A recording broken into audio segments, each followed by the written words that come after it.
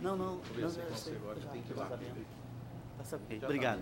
Esse aqui, ó. Novamente, bom dia a todos. Vamos iniciar os trabalhos na 10ª turma. Aqui? Eu indago aos colegas se tem alguma objeção com relação à ata da sessão anterior. Não havendo objeção, fica aprovada a unanimidade.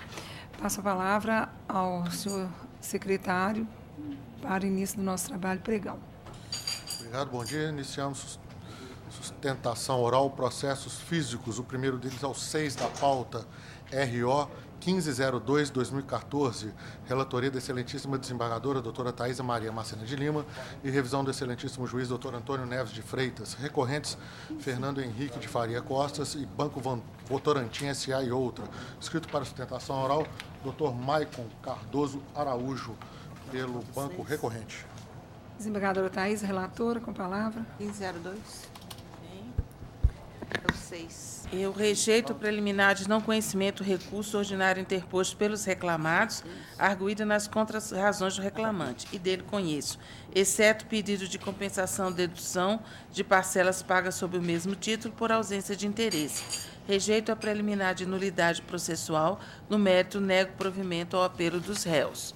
Conheço o recurso ordinário interposto pelo reclamante e, no mérito, dou-lhe parcial provimento, para que as horas extras inerentes aos domingos e feriados sejam remuneradas com adicional de 100%. Mantenho o valor da condenação, porquanto ainda compatível. Então, o senhor tem a palavra. Bom dia, senhora desembargadora presidente, demais desembargadora relatora, demais votantes.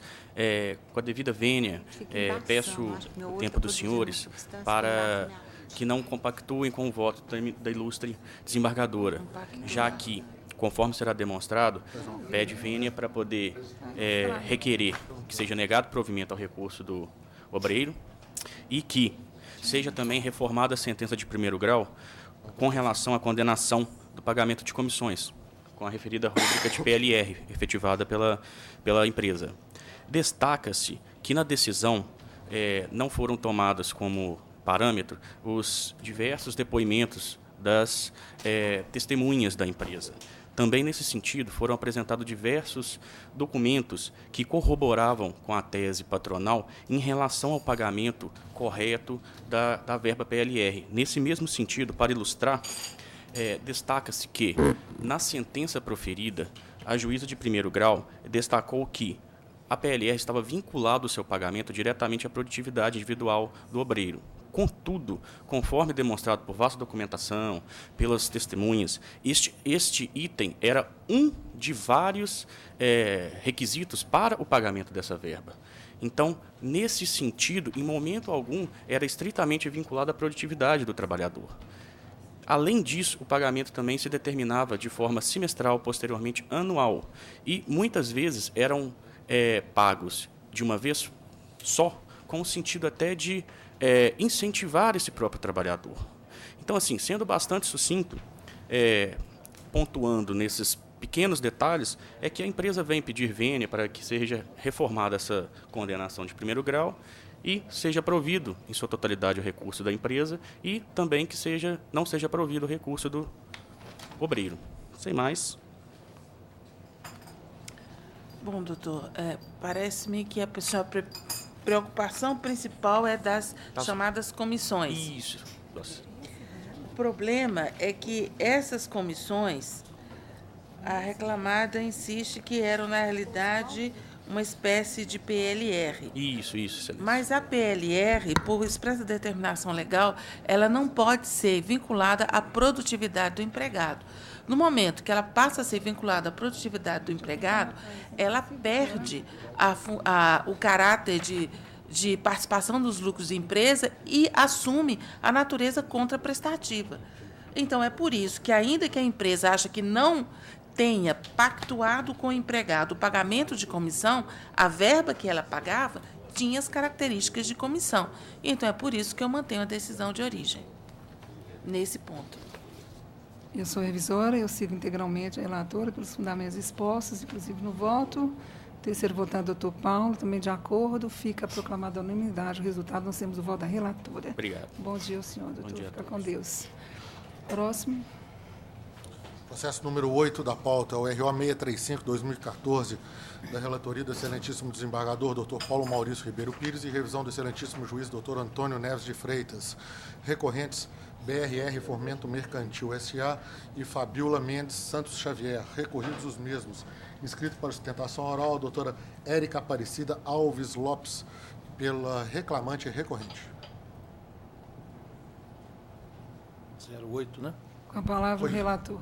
Estou conhecendo os recursos ordinários do reclamante e reclamado e negando o desprovimento. A doutora está pela Reclamante. Pela reclamante. recorrente. Recorrente. Negou provimento, só tem interesse em sustentar. Depois da lei de recursos, esse aqui. Ação recurso de ambas as partes, a senhora pode se manifestar. Bom dia, senhora presidente, demais componentes da turma. Excelências, ficou verificado aqui, na verdade, que o magistrado de primeiro grau, ao indeferir as horas extras, a reclamante e ainda enquadrá-la na exceção do artigo 62, inciso 1 da CLT, veio apenas considerar que ela exercia atividade externa. Mas, na verdade, o que não é o fato. Ela realmente sempre ia, a Fabiola, a reclamante, sempre ia na empresa reclamada. E ainda restou comprovado através do depoimento da testemunha Josélie Costa, que a Josélie Costa confirma que eles compareciam aproximadamente 5 vezes por semana na empresa, que também acontecia isso com a reclamante, e ainda que poderia até ir direto da sua residência para as visitas aos clientes.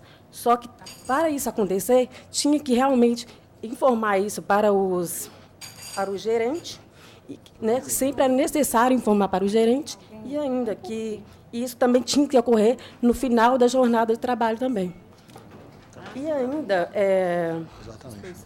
em relação a esse depoimento da testemunha Josélie Costa, ficou comprovado, Excelência, que havia essa fiscalização por parte da empresa, né? E ainda a gente tem que considerar, Excelência, que espero que vocês reconsiderem, que esse trabalho externo, por si só, ele não constitui o obstáculo da concessão do direito das horas extras.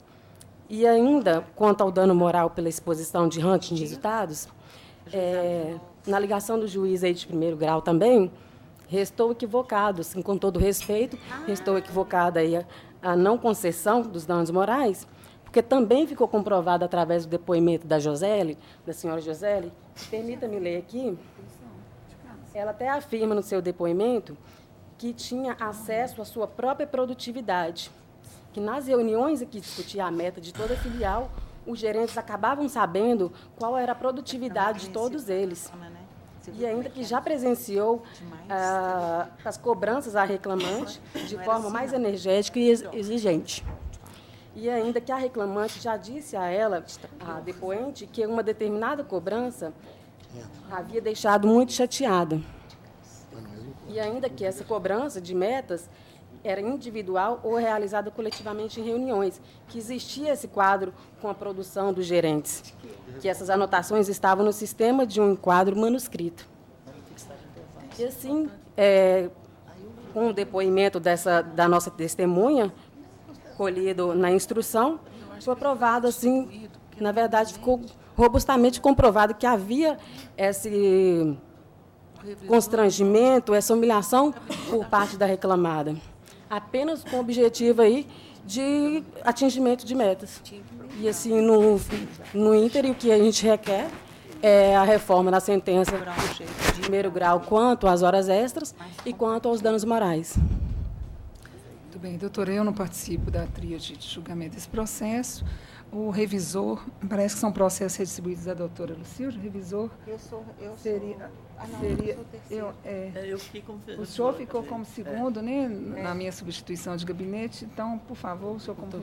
O relator tem algo a acrescentar? Não, então, passa ao revisor. Eu acompanho o relator. Da mesma forma. Então, fica proclamada a unanimidade a decisão, nós temos o voto do relator. Doutora, bom dia. Terceiro. Por fim, na pauta física, sustentação, inscrição realizada na data de hoje, é o processo número 16 da pauta, o RO 1384/2015. Relator, excelentíssimo juiz Dr. Antônio Neves de Freitas e revisão do excelentíssimo desembargador Dr. Paulo Maurício Ribeiro Pires. Recorrentes Inone Brás, inoculantes e ferros ligas, Nipo Brasileiros e o Elcio Geraldo de Souza, recorridos os mesmos.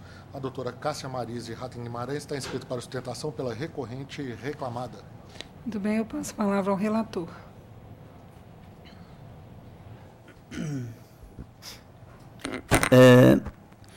Eu conheci os recursos, no mérito, nego provimento ao recurso da reclamada e dou parcial provimento ao recurso do reclamante. Não, ok. Doutora, com a palavra. Pronto. Para condenar a reclamada ao pagamento de adicional de insalubridade em grau máximo, no período compreendido entre 9/10, setembro de 2010 a setembro de 2015, coincidência em aviso prévio, férias, mais 1/3, 10 salários, FGTS mais 40%, e horas extras. Espera aí, deixa eu mudar aqui que está.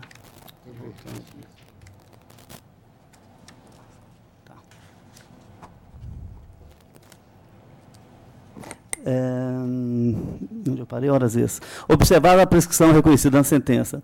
Para fins previdenciários, declara a natureza salarial das verbas deferidas, à exceção dos reflexos em aviso prévio, indenizado, férias indenizadas, 1/3 de férias e FGTS mais 40%. Major valor da condenação de 30 mil para 60 mil, com custas no importe de 1.200 pela reclamada. Doutora, com a palavra. Tá. Excelentíssima senhora desembargadora, relatora presidente, demais desembargadores, demais autoridades, colegas, bom dia. A nossa presença aqui é para sustentar pela recorrida Inonibras. Eu até fiz, inicialmente, quero fazer um registro, que esse processo ele era físico, nós pedimos vista dele, foi dado o processo, foi subestabelecido para o escritório aqui, era um outro advogado em Pirapora, e nós pedimos vista e fiz a entrega de memorial. E estou registrando isso, excelências, porque eu quero chamar a atenção que, nesse processo, por uma questão até de boa-fé, existe um erro no PPRA de 2012, que, equivocadamente, constou-se 30,56 graus Celsius de IBTUG. E eu digo erro porque é facilmente visível, porque nos anos de 2011 e 2013, permaneceu-se inalterado, 27,5 graus Celsius. Então, a reclamada cumpriu, sim, esse intervalo. Foi cumprido. Provavelmente, esse erro induziu tanto o julgador quanto o perito a erro. E é por essa razão que a gente requer a Vossas Excelências, chamando a atenção principalmente para isso, porque uma condenação de 30 minutos para cada 15 minutos, ela é muito pesada durante de 2010 a 2014, uma empresa pequena no interior. Além do mais, com relação a... sim, e ainda, caso Vossas Excelências não entendam que houve esse erro material, que essa condenação, na pior das hipóteses, seja limitada ao ano de 2012, porque 2011, 2013, 2013 manteve inalterado. E o reclamante a reclamada cumpriu, sim, a sentença, inclusive, reconhece que teve o descanso térmico de 15 minutos a cada 45 minutos trabalhados. Então, aí, pedir a atenção de Vossas Excelências. Com relação à insalubridade, é importante destacar que a prova está correta, a sentença, sim, de primeiro grau, porque a prova testemunhal ela deixou claro que era eventual. Somente quando ocorria um vazamento, e era muito eventual, inclusive o reclamante não participava, porque tinha uma equipe de plantão para atender isso. Então, chamar a atenção também para isso aí, pedir a reforma, pedir que, não, se possível, com todo respeito, não acompanhe o relator com relação à insalubridade, e chamando a atenção para esse erro, principalmente porque nós entregamos esses memoriais e foi exatamente para chamar a atenção para o erro do PPRA.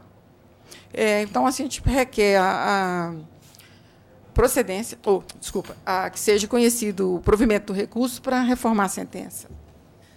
Doutora, eu acuso o recebimento do memorial e li o memorial atentamente, até eu requisitei o processo para examinar com mais profundidade, mas aconteceu o seguinte: primeiro, realmente, o laudo pericial, um tanto quanto defectivo, reconheço, mas, mesmo assim, não totalmente sem fundamentos para o julgamento. O principal problema que eu encontrei, doutora, foi o seguinte: na primeira instância, abriu-se vista à empresa para manifestar sobre o laudo e a empresa nada manifestou sobre essa questão do IBUTG encontrado pelo perito. Pelo que eu vi, o perito ele considerou a temperatura que estava registrada num documento da empresa, né, que é o PPP, foi emitido pela empresa. A empresa, no PPP, constou que esse IBUTG de 31,56 graus centígrados, ele prevaleceu até certa data e depois, mais uns 6 meses, houve uma redução, né, da temperatura. Então, o perito extraiu do PPP essa informação, realmente. Só que a empresa, ela não manifestou. Ela teve 2 oportunidades para manifestar e não manifestou sobre isso. E o seguinte, e mesmo no recurso, eu vi que eu estou entendendo que há uma inovação, porque, mais uma vez, no recurso também, ela não trouxe essa matéria, ela não impugnou esse IBUTG, que foi considerado pelo perito. Então, com base nisso, eu mantive, não obstante, né, aqui o memorial e a sustentação oral feita pela senhora, eu mantenho o voto. No memorial também, a senhora fala sobre o tempo à disposição na sustentação oral. Abrangiu isso também, doutora? Só que quer que... Não. Não, né? Só aquele tempo mesmo de intervalo para recuperação térmica, né? Tempo à disposição e o quê? Não, tempo à disposição. A empresa, no memorial, ela fala... Sim, falo. Né? Falei.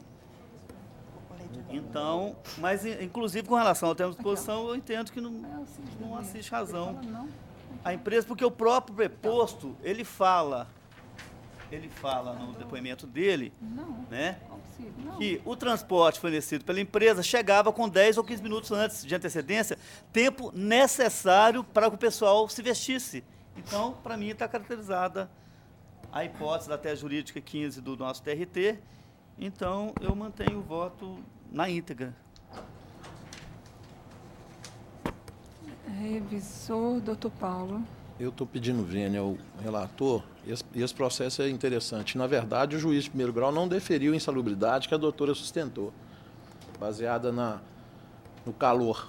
Ele deferiu o tempo para descanso baseado na medição que foi feita também através do PPP, mas o juiz não acatou a insalubridade nesse aspecto. Mas foi reformada aqui, nós reformamos. Agora que está sendo reformado. E nisso meu voto, nisso é que eu estou fazendo divergência, porque o reclamante confessou que ele não fazia manutenção do carro Dango, que era onde poderia constatar a insalubridade. Por isso que o juiz de primeiro grau indeferiu, e eu também, data vênia do relator, estou indeferindo. O que o reclamante fala? Ele fala que o Vistor tinha um contato com agente químico, segundo o laudo. Equipamento de carro Dango, em razão de vazamento provocado pelo calor dos componentes. Só que no depoimento pessoal, o que o reclamante fala? Não dava manutenção do carro Dango, mas nos final de semana, feriado, abastecia com óleo hidráulico. A manutenção era feita pelo mecânico. Esclarece que os mecânicos pediam ajuda, que o depoente ajudava o mecânico quase toda semana, que existe carro Dango reserva, que só havia um mecânico para manutenção do carro Dango. Ou seja, na pior das hipóteses, ele auxiliava, ele não fazia abastecimento. Então, assemelha-se, no mínimo, àquela nossa tese jurídica de que o simples acompanhamento ou manutenção, na pior das hipóteses, esporádico, não conferia. Por isso que eu estou entendendo como juiz de primeiro grau. Estou mantendo o indeferimento da insalubridade. Na outra questão, eu estou acompanhando o relator, porque aí não tem dúvida, porque o juiz não deu insalubridade. Ele apurou o calor, só isso. Doutor Paulo Maurício, a questão é a seguinte, o laudo, pelo que eu estou dizendo, o laudo realmente ele deixa um pouco a desejar. Mal feito. Mas a insalubridade não foi pela manutenção. O laudo diz que o seguinte, o perito disse que havia vazamentos, né, quando havia ocasionados pelo calor, havia vazamentos, e esses vazamentos colocava o reclamante em contato com óleos, não sei se por aspersão ou o quê. Pois é. Não, a insalubridade não foi com base na manutenção, por isso realmente não foi nem provado, nem foi abordado no laudo. Mas o contato seria porque haveria vazamento de óleo mineral e o reclamante ficava em contato com esse pelo vazamento.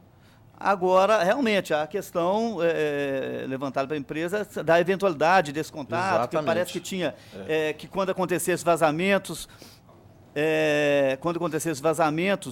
o reclamante acionava o setor de manutenção. Mas eu fiquei um pouco em dúvida com relação a essa insalubridade e eu acho o seguinte, eu vou acompanhar Fala que é esporádico. eu vou acompanhar a divergência e eu vou adequar meu voto, então, com relação à insalubridade, que realmente o laudo... Eu só mantive, eu só modifiquei a sentença com relação à insalubridade, porque realmente eu não vi que era manutenção. Mas, pelo que o senhor está dizendo aqui, e pelo que eu realmente... Esporádico. Era eventual, muito eventual esse contato e realmente nem era o contato. Eu não sei, o perito nem esclarece como estava esse contato. Tinha vazamento. Exatamente. E eu estava lá dentro dessa cabine. Então, eu acho melhor, eu vou adequar meu voto e acompanho a divergência do senhor. Então, eu vou dar prosseguimento. A terceira votante, a doutora Maria Laura, o que eu estou entendendo é que mantém-se a negativa de provimento ao recurso da reclamada e passa-se a negar provimento também ao recurso do reclamante. Não, ao contrário. O da reclamada não muda, não. Só do reclamante. Pois é, mantém a negativa de provimento ao recurso da reclamada. E do reclamante também. Nega provimento a ambos. Exatamente. Ao invés de dar provimento parcial ao recurso do reclamante, só nega. Exatamente. Foi o que eu falei. Doutora Maria Laura, por favor. De acordo. Então, fica proclamada a unanimidade. Obrigada, bom dia. Relator, Racinha Deputado, bom dia. Encerrada a sustentação oral na pauta dos processos físicos, passamos ao PJE. Preferência. Primeiramente, gostaria de informar que o processo número 48 da pauta do excelentíssimo desembargador relator, Dr. Paulo Maurício Ribeiro Pires, foi retirado de pauta. É o ROPS 11468-04. 48 da pauta, portanto, retirado. Nós vamos para a sala dos advogados. Nós temos uma preferência regimental do advogado, pode ser? Pode sim. Ok. Nós temos a preferência regimental de sustentação oral à distância. Doutora Mariana Uti Carnevale, Juiz de Fora. A senhora nos ouve bem, doutora? Sim, bom dia a todos. Bom dia, passa ao pregão. Sala da relatoria do excelentíssimo juiz Dr. Antônio Neves de Freitas. Processo número 28 da pauta, é o RO 12.632-28. Recorrente Sebastião Carlos da Silva, recorrido MRS Logística S.A. A doutora Mariana Uti Carnevale está inscrita para sustentação pela recorrida reclamada MRS Logística. Bom dia, doutora Mariana. Guilherme. Vou passar a palavra ao juiz relator, doutor Antônio Neves de Freitas. Só conferir, o 8635? RO 12632-28. 28. O último aí. É o seu último. Ah, não, é no PJE? Ah, tá. PJE. PJE está aqui, ó. Está aqui no impresso, se você quiser. Negou o provimento.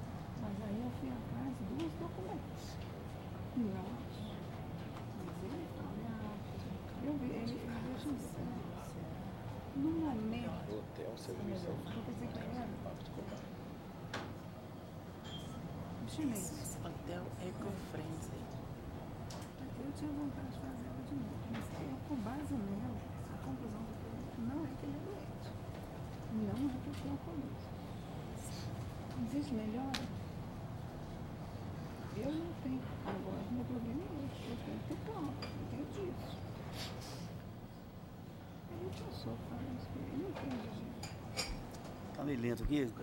Você tem aqui. Ninguém falou isso nesse profissional. Então, vamos saber se ele está doente. O meu voto é o seguinte. Vocês conseguiram. Conheço o recurso ordinário interposto pelo autor e, no mérito, nego-lhe provimento. Vocês conseguiram unificar Doutora Mariana, parece Gostaria, por favor, só de saber se há voto divergente. eu resguardo a senhora no caso de voto divergente. Eu indago aos demais votantes, doutor Paulo, doutora Maria Laura. De acordo. Todos de acordo. Fica proclamada a unanimidade. Nós temos o voto do relator. Doutora, um bom dia. Obrigada, bom dia. Próximo. Passamos à sala dos processos remanescentes, foram adiados na semana anterior.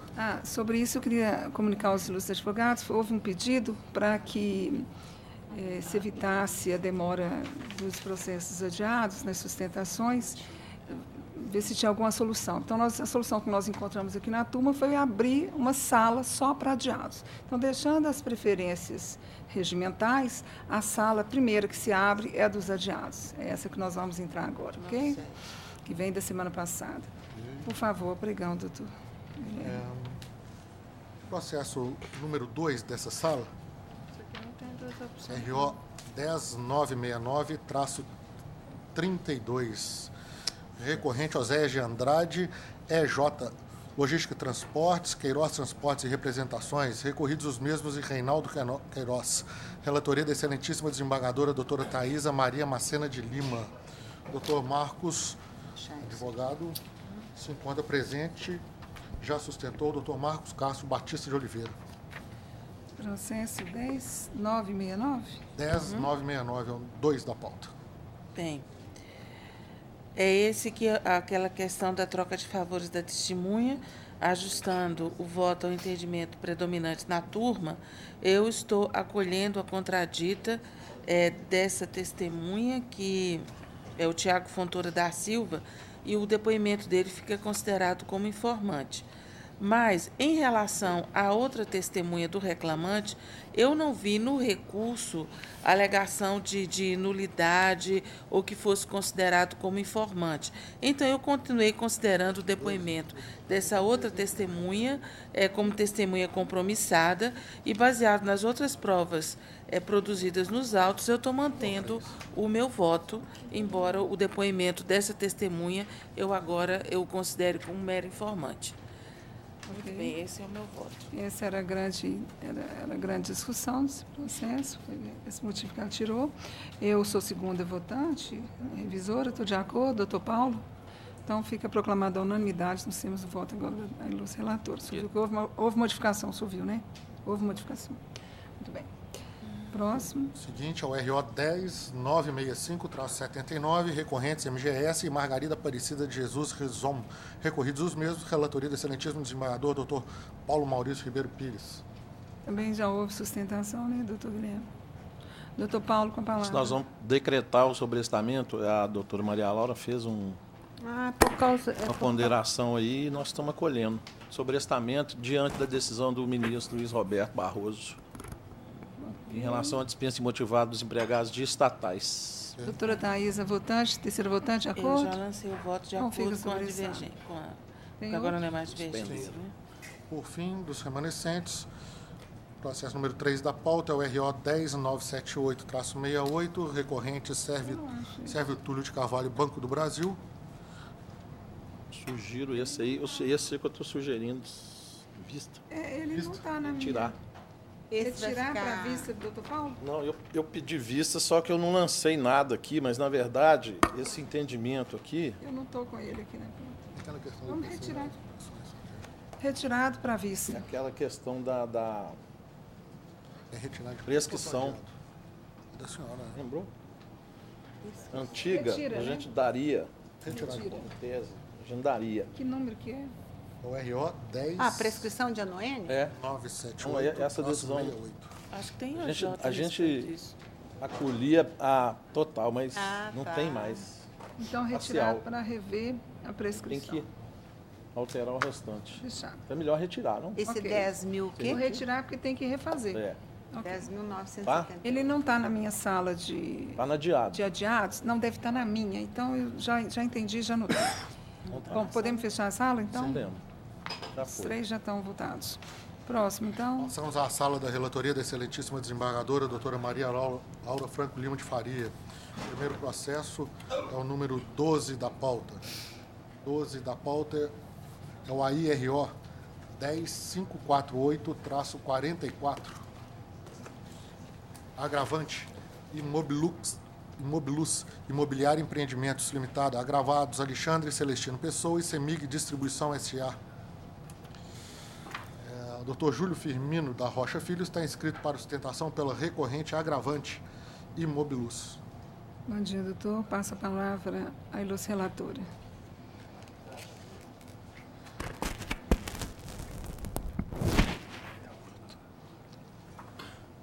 Esse é um AIRO.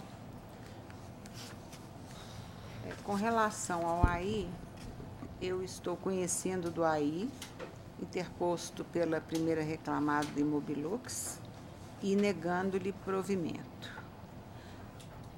Dos recursos ordinários, eu estou conhecendo dos recursos ordinários interpostos pela CEMIG e pelo reclamante, rejeitando a preliminar de legitimidade passiva arguída pela CEMIG e, no mérito, dando parcial provimento ao recurso da CEMIG para excluir da condenação o pagamento de horas de sobreaviso e da indenização por danos morais. E estou negando provimento ao recurso do reclamante. É meu voto. Muito bem, doutor, você tem a palavra. Senhora presidente, nobre relatora, demais componentes, nossos cumprimentos sensíveis aos nossos colegas, especificamente em relação à questão do agravo em recurso ordinário que foi interposto, ele se deveu ao entendimento do juiz monocrático de que teria existido deserção por ocasião da interposição do recurso, porque não teria existido recolhimento do depósito recursal na maneira estabelecida pelas normas vigentes. Entretanto, nobres julgadores e data máxima vênia do entendimento da nobre relatora, entendemos que o recurso apresentado foi sim próprio, tempestivo, preparado e amparado em depósito recursal, porque a discussão em tela se abrange no tocante à guia de recolhimento do depósito recursal. Não se está discutindo o valor, não se está discutindo a data, não se trata de uma questão de valor fora dos parâmetros legais, muito pelo contrário. Todo o valor que foi apresentado e devidamente depositado corresponde sim ao que deveria ter sido feito pelo recorrente na manifestação de seu interesse recursal. E nesse aspecto apenas houve uma discussão se a guia utilizada para a efetuação desse depósito, indicada inclusive pela própria vara do trabalho local por parte dos seus serventuários, se ela seria destinada ao juízo local ou ao tribunal. No caso, a guia fornecida foi destinada ao tribunal e o juízo singular entendeu que a guia deveria ser destinada ao juízo local. Mas, data máxima vênia, nobres julgadores, essa é uma questão menor, se me permite assim expressar, porque o que importa analisar no caso aqui é se houve a manifestação do interesse recursal e se o depósito respectivo à exteriorização desse interesse foi implementado. De fato foi. O que sobra aqui, o que remanesce, é uma questão meramente procedimental entre questão de recolhimento de guias. E aqui seria muito simples de solucionar, bastando que se solicitasse, que o juízo singular solicitasse ao tribunal que lhe fizesse o repasse dos valores respectivos, de maneira que o destinatário do depósito, inequivocamente, é a justiça do trabalho como um todo. Então, nesse aspecto, nobres julgadores, entender-se por uma deserção do recurso diante de todas essas circunstâncias implica aqui uma vedação ao acesso à justiça garantido pela Constituição Federal, o que não se pode anuir e, consequentemente, se pugna pelo provimento do agravo e, consequentemente, conhecimento e análise das razões expostas no recurso ordinário que ele se atrela. A hipótese é essa mesma, e eu esclareço o seguinte, que a matéria de fato está colocada da tribuna, é isso mesmo. Foi recolhido na guia errada, é um processo que o recurso entrou depois da lei nova, ele foi recolhido na guia equivocada e a OJ 140 da SDI, ela que determina a intimação da parte para suprir suprir insuficiência.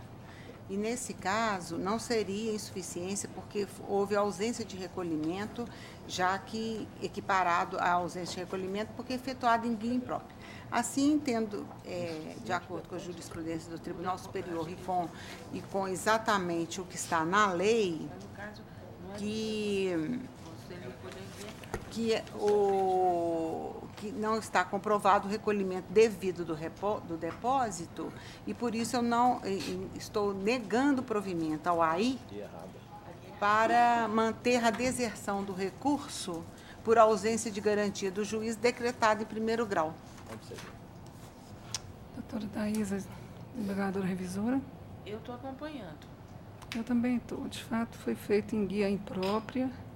É verdade, foi depósito judicial, já com a nova lei, mas endereçado indevidamente, não segue a regra, e nós somos rigorosos nesse tema de forma. Fica proclamado, portanto, a unanimidade, nós temos o voto da relatora. Acho que no mais o advogado ele é da empresa. Exato. Não há divergência, né? Não. Então, bom dia, doutor. O processo seguinte é o número 13 da pauta. É o RO 10.570-65, recorrentes de Granel Transporte e Comércio e Silvino Gomes da Silva, recorridos os mesmos. Dr. Marcos Castro Batista de Oliveira está inscrito para sustentação pela recorrente reclamada. Reclamada. Desembargadora Maria Laura, relatora, a palavra.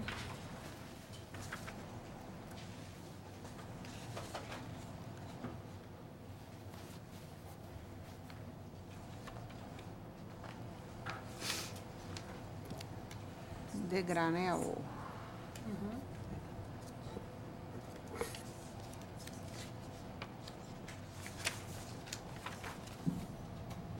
Então, vamos lá, a súmula. Eu estou conhecendo do recurso da reclamada, mas não conhecendo do recurso do reclamante e nem das suas contrarrazões, ambos por irregularidade de representação.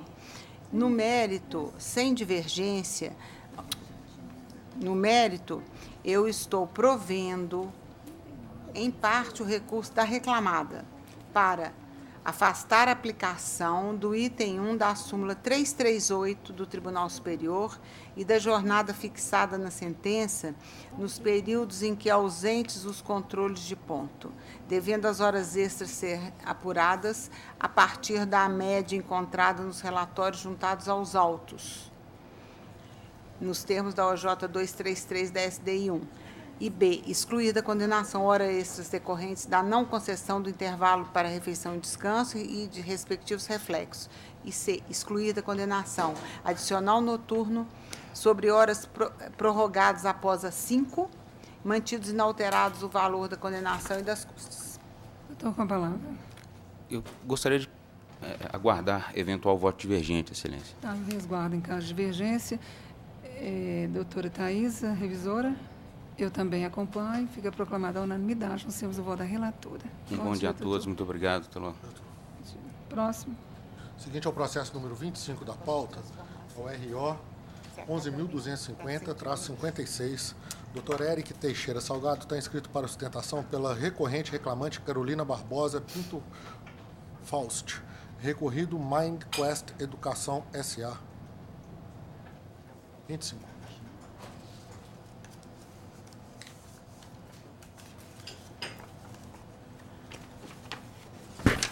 Nossa, mãe.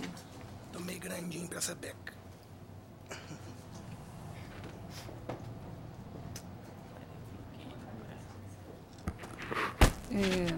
Excelentíssima desembargadora, com a palavra. Preliminarmente, eu concedo a reclamante os benefícios da justiça gratuita, isentando do pagamento das custas e, em consequência, conhecendo do recurso por ela interposto. No mérito, eu estou dando provimento em parte ao recurso para excluir a condenação da reclamante em honorários advocatícios sucumbência. Condenar a reclamada ao pagamento do salário do mês de julho de 2015 no valor de R$ 6.225. C. Condenar a reclamada ao pagamento da dobra das férias concedidas nos períodos de 23/3/2015 a 21/4/2015, de 4/1/2016 a 18/1/2016. C. D. Condenar a reclamada ao pagamento das verbas discriminadas nos TRCTs juntados aos autos, e desde que eu menciono aqui, incluída a multa do artigo 477. E. Condenar a reclamada ao pagamento da multa do 467, incidente sobre parcelas discriminadas nos TRCTs, com exceção apenas da multa do parágrafo 8º do 477, conforme se apurar em liquidação. F. Conceder tutela de urgência com amparo no artigo 300 do CPC e determinar o bloqueio de créditos da reclamada existentes junto às faturas das empresas Neoenergia, com faturamento por empresa do Grupo Itapegi Geração de Energia, Ancine, Agência Nacional de Cinema, e ANAC, Agência Nacional de Aviação, conforme endereço descritos na conclusão da petição inicial, Bunge S.A. e Banco do Brasil, até o valor de 40 mil, correspondente às parcelas pleiteadas e aqui reconhecidas, depositando tal quantia à disposição do juiz de origem. G. Conceder a título de tutela antecedente, nos termos do artigo 303 e 304, para determinar que, uma vez efetivado o depósito deferido, seja liberado ao autor imediatamente o respectivo valor, e fixo o novo valor à condenação de 40 mil e de custas de 800. É meu voto, é a súmula do meu voto. Bem, doutor, com a palavra. Excelência, a respeito do dano moral... Foi negado. Foi negado, foi negado, né? Bom dia, senhora presidente, senhora relatora, em nome de quem cumprimento a todos aqui presentes. Em razão do voto proferido por Vossa Excelência, eu gostaria apenas de tocar no ponto referente ao pedido que eu faço de reversão do pedido de demissão em rescisão indireta do contrato de trabalho da reclamante.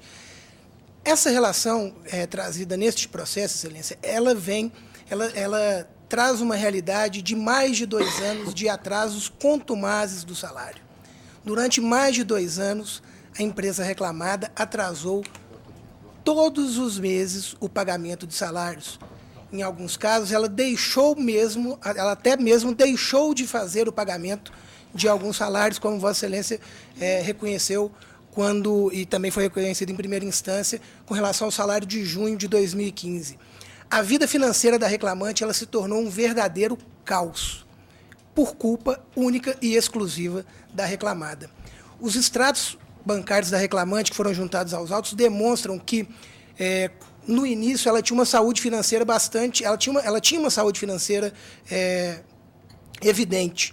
Havia, todos os meses, aplicações, ela destinava alguns recursos a investimentos, a poupança, e à medida em que os atrasos foram sendo reiterados, muitas vezes deixando a reclamante sem receber por até 3 meses sem receber salário, sem sombra de dúvida, isso complica completamente a vida de qualquer pessoa. Então, não só ela parou de ter possibilidade de fazer reserva da sua remuneração, como ela passou a ficar devedora, começou a receber cobranças, o que foi até objeto do pedido deferido de dano moral. Chega um momento, Excelências, que a pessoa está completamente desesperada. A reclamante estava completamente fragilizada com a situação em que ela se encontrava, de total caos financeiro na sua vida. A reclamante que sempre foi muito correta, a reclamante nunca foi devedora, então ela se sentiu completamente fragilizada, despreparada, e a única coisa que ela precisava era se ver livre dessa situação. Nessa situação, sem pensar muito, a única solução que ela encontrou, num caso que é de evidente possibilidade de rescisão indireta do contrato, ela não viu outra opção, até por não ser da área, e ela, completamente fragilizada, pediu demissão. É claro, nós não estamos falando aqui que alguém colocou uma arma na cabeça dela, que alguém a obrigou a pedir demissão. Mas, data máxima vênia, a situação em que ela se encontrava se assemelha muito a um ambiente de coação irresistível, do ponto de vista moral. Ela não via outra opção senão pedir demissão, mas ela não o fez por vontade própria. Não houve, de fato, vontade de se pedir demissão. Houve vontade de pôr um fim àquele vínculo existente em razão de todo o prejuízo que a ela vinha sendo causado. É por essa razão que eu peço a reforma da sentença também nesse sentido, para tornar nulo o pedido de demissão feito pela reclamante e decretar-se a rescisão do contrato de trabalho por meio de rescisão indireta e pagamento das verbas a ela correspondentes. E um outro último ponto, Excelência, com relação ao salário de agosto, que Vossa Excelência não julgou, não deu provimento ao recurso no sentido de condenar a reclamada a fazer esse pagamento. Se nós observarmos os contra-cheques e fazer um cotejo desses contra-cheques com os extratos bancários da reclamante, nós vamos ver que, nos meses de junho, julho e agosto, o valor constante do contra-cheque da reclamante foi rigorosamente o mesmo. O valor líquido, eu estou dizendo, era R$ 6.225, salvo engano.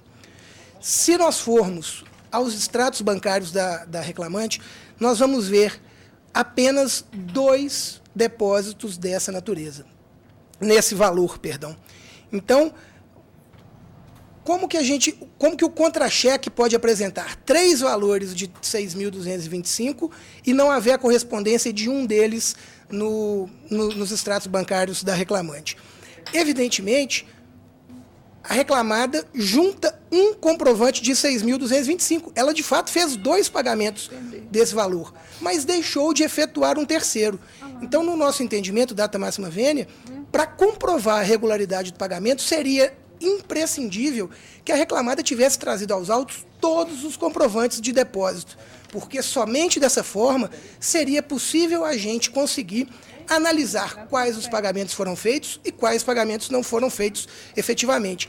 E é claro que a reclamada não fez essa juntada dessa documentação, porque isso evidenciaria, ainda de forma mais clara, as irregularidades que foram cometidas por ela. Então é por essa razão que eu também peço a reforma da sentença nesse aspecto. Eu entendo as razões do advogado e acho que realmente ela tomou o caminho errado. Bastaria ela entrar em juízo com pedido de rescisão indireta. Ao contrário, ela fez do próprio punho um pedido de demissão. E esse pedido dela do próprio punho pedindo demissão, eu não posso ignorar e nem posso desconstituir, porque foi uma manifestação de vontade expressa. Com relação ao salário de agosto, eu não estou deferindo, porque eu vi um recibo, um depósito aqui desse valor, e que foi feito em 16 de setembro. Então, estou entendendo que esse depósito de 16 de setembro corresponde ao salário de agosto. Então, mantenho meu voto nesses termos. Desembargadora Thaís. Bom, eu vou ficar vencida, já é conhecido aqui a minha posição minoritária com relação a honorários advocatícios, entendendo que é um direito material surgido no direito processual, surgido no processo. Portanto, no caso, como a sentença foi prolatada em 23/11/2017, após o advento da reforma, eu concederia os honorários, ou manteria os honorários advocatícios fixados na primeira instância. Eu só rogo a ambas as colegas a seguinte situação: quem invocou a exclusão dos honorários advocatícios foi a reclamante, foi ela que entrou com recurso. Por conta disso, a conclusão do voto é no sentido de excluir os honorários advocatícios da reclamante. Acontece que ambas as partes foram condenadas. Se ficar a conclusão na forma como está, a reclamante não paga honorários, mas recebe honorários da reclamada. Então, me parece que a posição de Vossas Excelências, no sentido de entender que não havia legislação a sustentar a concessão dos honorários, seria que ser extensiva também à outra parte. Aí, a senhora examina, senão eu também fico vencida nisso. Só uma sendo condenada, para mim, não dá. Eu vou olhar essa parte depois no gabinete, antes da... Eu olho aqui durante a sessão como que está essa sentença, porque na divergência que Vossa Excelência... A primeira fala... Não tem... Na sua fundamentação, doutora, a senhora mesmo fala que eu vou conferir agora. Condenação de ambas as partes. Se tiver condenação para os dois e não tiver assistência judiciária, serão excluídos. Se eu puder colaborar, aqui diz na justiça gratuita, logo após a admissibilidade, fala de Vossa Excelência, eu voto na sentença, o doutor juiz Jori julgou procedência em paz pedidos iniciais e impôs a condenação de ambas as partes ao pagamento das custas, e assim vai seguindo, e aos honorários. Mas aí a senhora verifica, por favor. Vamos suspender só um pouquinho? Doutora, se a senhora entende que a lei não se aplica a reclamante, como é que vai aplicar a reclamada? Eu acho. Mas mudar a sentença assim de ofício, sem ter recurso? Eu não vejo como aplicar. Ofício? Eu não vejo. De ofício? Não, só há recurso da reclamante. Bom, eu não vejo como a lei se aplica a um, não se aplica a outro. Então não posso mudar, não. Então eu fico vencida novamente. Não posso mudar, não. Fico vencida. Há condenações e processos de honorários que não tem recurso, eu estou mantendo. De ofício eu não estou consertando, não. Então eu não. Aqui foi só da reclamante, né? Então só da reclamante. Não, então não tem como mudar. Mas o fundamento das senhoras é de uma lei. Agradeço, doutora Thaís. Eu já tinha falado. Eu nem conheço, porque ela não recorreu. Ok. Agradeço, doutora Thaís. Fico vencida duplamente. Obrigado. Fico vencida duplamente. Fico vencida porque mantinha os honorários e, em razão da tese vitoriosa, estenderia a isenção, a reclamada, pelo exato fundamento de impossibilidade de concessão. Próximo, por favor. Bom dia. Não estenderia a isenção. Então, 10 horas, a gente anota aqui. O seguinte é o processo número 3 da pauta. Processo número 3 é o RO 10.074-19. Inscrição para sustentação realizada na data de hoje. O RO ainda do gabinete, ainda da relatoria da excelentíssima desembargadora, doutora Maria Laura Franco Lima de Faria, RO 10.074-19, recorrentes MGS e Lorena Fernandes Ramos de Matos, recorridos os mesmos. A doutora Lorena Fernandes Ramos de Matos se inscreveu para sustentação em causa própria. Nesse caso, eu estou conhecendo os dois recursos, negando provimento a ambos. A senhora tem a palavra. Bom dia a todos, bom dia, ilustríssima desembargadora presidente, ilustríssima desembargadora relatora e demais desembargadores, colegas e serventuários. O objetivo da sustentação, doutora, é em relação ao dano moral, principalmente, e para que seja mantida a sentença, negando provimento ao, como a senhora relatou aí agora, e que seja apreciada a multa por embargos de declaração protelatória da reclamada que não foi apreciado em primeira instância. Bom, em relação ao dano moral, Excelência, eu sustento que o fato de ser reconhecido agora e que seja mantido até a última instância, que é o que se espera, a condenação da reclamada nos termos da sentença de primeiro grau, não apaga que a atuação da reclamante enquanto advogada no âmbito da reclamada, sem a devida contraprestação, que lhe era devida na época, trouxe uma mácula para a reclamante nesse sentido, porque não só a reclamante, enquanto o cargo dela era técnica administrativa, e atuava em desvio funcional como advogado, que já foi reconhecido, e inclusive confessado em instrução pela reclamada, ela arcava com um alto nível de responsabilidade, porque, obviamente, os cargos eram de níveis bem diferentes, e essa responsabilidade da reclamante no cargo, que ela era responsável pelos processos, pelos prazos, e essa responsabilidade não era reconhecida no momento em que atuava, bem como lidava com as promessas semanais do superintendente jurídico em relação à troca efetiva formal, né, do seu cargo de técnico para advogada na nomenclatura devida pela empresa. E essa frustração de sempre ter essa promessa gera o dano moral, também a responsabilidade que ela tinha no cargo, porque qualquer problema que desse em relação aos processos que ela conduzia, ela seria penalizada, o que foi até reconhecido na instrução também, e bem como o dano perpetuou após sua saída da empresa, porque ela não consegue provar, porque não tem um registro na CTPS, que atuou numa empresa pública como advogado por longos anos para recolocação no mercado de trabalho. Acontece isso até hoje. Ela não consegue demonstrar isso porque não teve esse reconhecimento na época certa. E, por fim, também como medida pedagógica mesmo, porque é sabido que a empresa reclamada tem inúmeras ações e ela não pode achar que somente no âmbito judicial deveria pagar o que deve às reclamantes de fato. E, em relação à multa por embargo de declaração, foi pedido em contra-minuta. Eu gostaria de pedir a Vossas Excelências que, diante de tudo, reitero os termos do recurso, pedindo que seja provido dano moral nesses termos. Obrigada. Desembargadora relatora. Olha, eu estou mantendo o voto integralmente e entendendo o seguinte, que esse fato desse desvio de função, não houve essa repercussão para dano imaterial para que enseje a indenização. Não tem prova nenhuma de que isso, na prática, tenha dificultado qualquer lesão na imagem, na honra, na intimidade, e nem que tenha dificultado arranjar novo emprego. Então, acho que não estão presentes, no caso, os requisitos do 927 do Código Civil. Então, por esse motivo que eu estou realmente mantendo a sentença. Desembargadora revisora. Eu acompanho a relatora.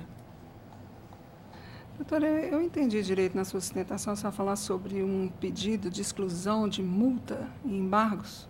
Não, em sede de contra-minuto de embargos de declaração que a reclamada aviou, a reclamante pediu uma multa por ser protelatório e não foi apreciado. Isso foi na sentença, né? Aí, na sentença. Não há recurso quanto a isso. Exatamente.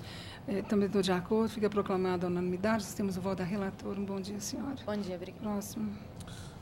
Antes de passarmos à sala da relatoria, doutora Thaisa, processo da relatoria da excelentíssima desembargadora doutora Rosimédia Oliveira Pires, no RO 11.144, doutor Sérgio Fernando Pereira de Pinto Tavares se encontra presente. O processo será retirado de pauta. Sobrestamento. Sobrestamento. Não é isso, doutor Paulo? Qual que é o processo? Sobre ente público. Qual que é o número? 21 da pauta, RO 11.144. O senhor sugere em razão do sobrestamento? A doutora Maria Laura concorda e é mesmo. É isso mesmo? Ente público. Responsabilidade do município. É isso, né? É isso mesmo. É isso mesmo. 11.000, que número? 11.144. Responsabilidade subsidiária do município. Tem o J. Tem o J. Passamos à sala da relatoria da excelentíssima desembargadora, doutora Thaisa Maria Macena de Lima. O primeiro processo é o número 7 da pauta. 7 da pauta é o RO 10.481-21. Recorrente Fernanda Rodrigues Veiga Santos Guimarães, recorrido Caixa Econômica Federal. Doutor Ricardo Eugênio da Cruz Vitorino está inscrito para sustentação pela recorrente e reclamante. 7 da pauta. Posso ler? Bom, esse é um juízo de retratação em face da tese prevalecente número 18 desse tribunal. Em razão disso, eu estou negando o provimento de recurso da reclamada, mantendo a decisão de primeiro grau, permanecendo inalterado o acórdão na rejeição das preliminares, bem como a exclusão de indenização por danos morais e honorários advocatícios. Alguma divergência? Só um instantinho. Acho que não, juiz. Da minha parte, não. E doutora... Não, e doutor Paulo, por favor. Não, fica a unanimidade proclamada. Senhor presidente, tem mais 2 processos no mesmo sentido. O outro é o 19 na pauta. Na da doutora Thaisa? O meu é do dia 19. Está aqui em mãos. Só um minuto que eu não consegui anotar. Vou tirar uma foto desse trem, então.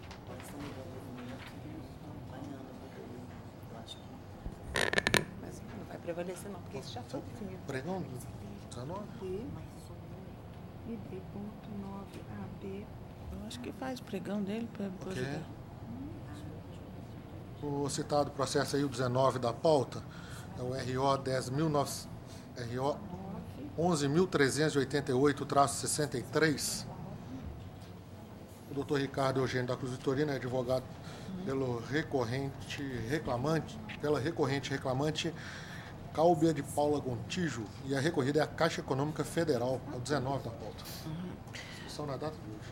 A mesma coisa, estou negando o provimento de recurso da reclamada para manter a decisão de primeiro grau, que determinou a nomeação da reclamante para o cargo de atividade técnico bancário novo, bem como determinação para que a reclamada, após o trânsito em julgado da decisão, convoque a autor imediatamente para tomar posse e entrar no exercício do cargo no prazo de 48 horas.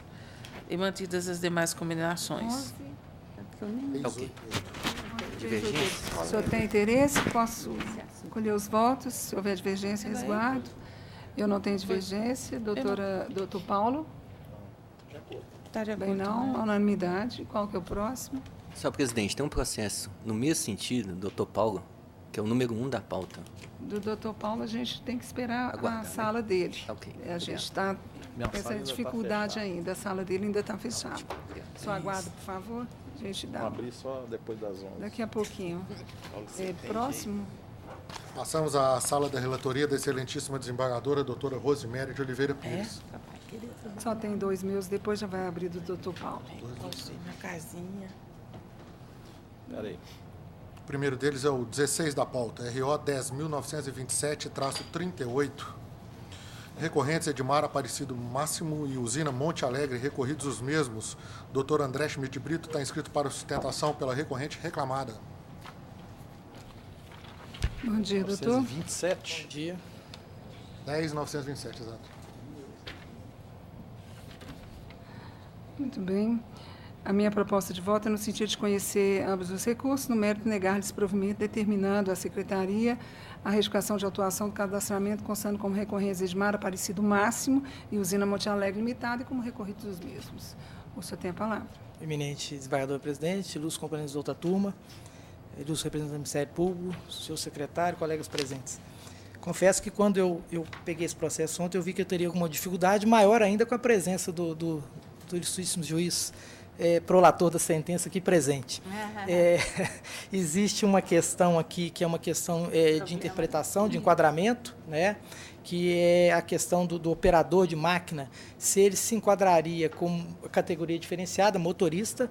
O entendimento do ministro juiz Acó foi no sentido de que ele não se enquadra na categoria diferenciada, a empresa entende diferente, entende-se que ele se enquadra, inclusive existem julgados nos dois sentidos, tanto desse egrégio tribunal quanto do TST. Eu pondero que muitos deles discutem a questão sobre o âmbito do motorista rodoviário. Nesse caso, ele não é motorista rodoviário, com toda certeza. Inclusive, o sindicato que o representou ao longo do contrato foi o Sindicato dos Trabalhadores em Transportes Rodoviários Urbanos, via internas e públicas de Alfenas e região. Ele realmente, vamos dizer, ele era motorista, operava essa máquina internamente nas lavouras. Então, a empresa mantém esse entendimento, pondera com relação a isso, de que, no caso, ele deve ser enquadrado como motorista, categoria diferenciada, se aplicando a eles os acordos coletivos colacionados por ela, e dos quais ele se beneficiou ao longo de todo o pacto. A consequência de não aplicação aqui na sentença foi a condenação, foi descaracterizar o turno ininterrupto, o acordo, né, e a condenação a partir da 7ª hora. Um segundo aspecto que eu pondero, esse aspecto aqui é até interessante. A sentença condena a empresa a pagar diferenças de horas extras e adicionais noturnas em razão da redução da hora noturna. Num segundo ponto, ela condena a empresa a pagar a diferença no percentual do adicional noturno de 5%. Então, na verdade, pela sentença, ela aplica a CLT para dar redução da jornada noturna e, no segundo momento, dá mais 5% aplicando a lei do rurícola. Então, o que se pondera, e o recurso da empresa ela vai nesse aspecto desse 5%, ela recorre nesse 5%, é que não se pode acumular essas duas situações. Né? E, inclusive, quando a sentença fala que o cancelamento do 419 não alterou essa situação, eu discordo, né? Porque o cancelamento, exatamente a consequência, é que esse motorista ele vai se enquadrar na atividade preponderante, que é agroindustrial. Então, ele deixa de ser rurícola. Né? Ainda que não se enquadre ele como categoria diferenciada, mas o cancelamento do OJ 315.419 tem como consequência enquadrar ele como na atividade preponderante da empresa, né? Pelo cancelamento dessas jotas. Então, não se aplicaria a lei do rural e, de consequência, o recurso da empresa teria que ser provido com relação a esse específico tema, que seria essa diferença de adicional noturno. E última questão que eu pondero, a questão do dano moral do banheiro, né?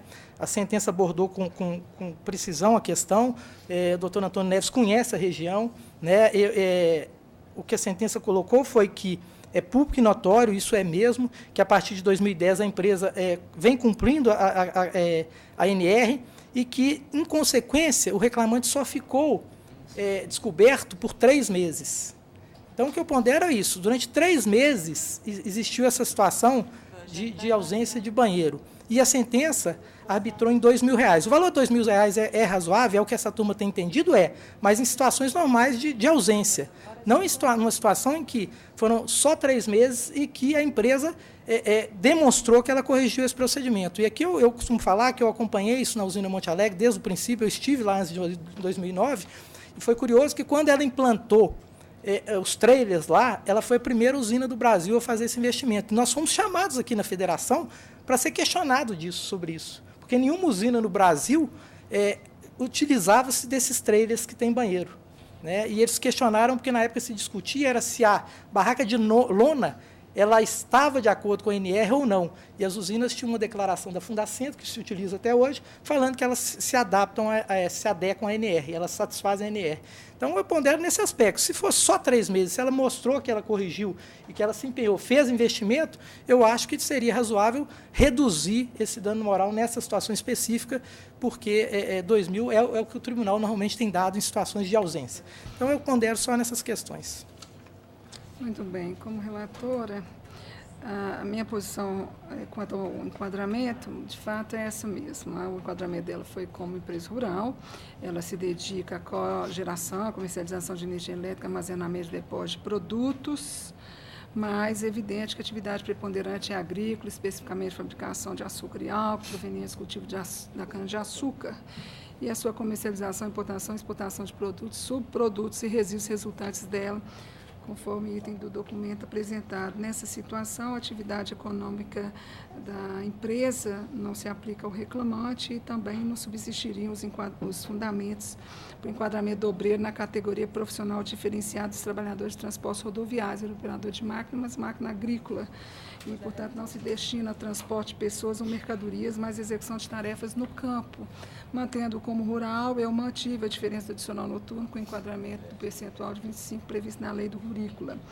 No que se refere à indenização por dano moral, de fato, me convence ou me abala a colocação de que a empresa tomou atitudes, o tempo é diminuto, eu havia mantido no meu voto os R$2.000, proponho aos colegas se nós daríamos provimento para reduzir a R$1.000 no sentido simbólico mesmo, de não negar a existência do dano, mas em razão da sua extensão, gravidade e o cunho pedagógico que agora se faz desnecessário, eu acho que se justifica esse pequeno provimento com alteração. O que acham? A minha segunda votante é a doutora Thaisa, se tiver alteração, doutor Paulo. Dentro dessa ponderação aí, o período dele também. Acho que eu queria que a senhora fosse minha revisora.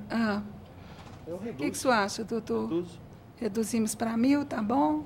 Doutora Maria Laura. Na esquerda a gente tem votado?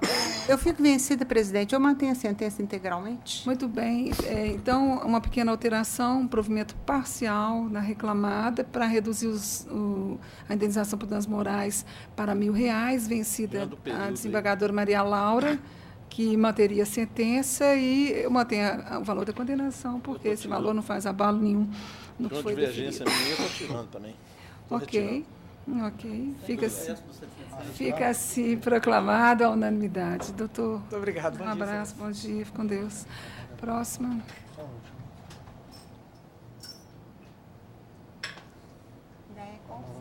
O juiz de lá está muito bravo. Só mais um a minha. Doutor Nós Paulo. temos o processo número 33 da pauta. 33, o ROPS 11873. ROPS 11873-48.